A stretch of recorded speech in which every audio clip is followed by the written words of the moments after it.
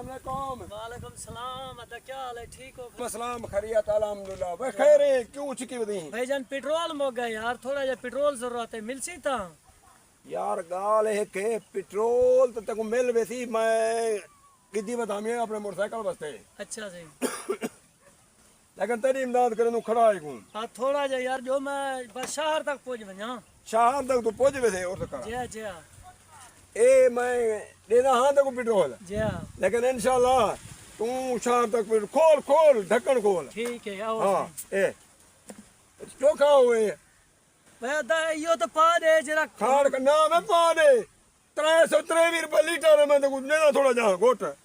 हां भाई यार इंदे मैं कदन पूछदा ए कतरी एक दिन पे भिरा हुन क्या करूं? एरे देख एरे हेक ठीक है ए मैं क्या करे सादा इतनी पूछदा। ए देख वो तो बतायो ठीक है ए हुन ठीक है सुनना नाल क्या की नहीं लगदी हुन? ए केक क्या तू को जहां करनी होने देख 323 रुपए लीटर है।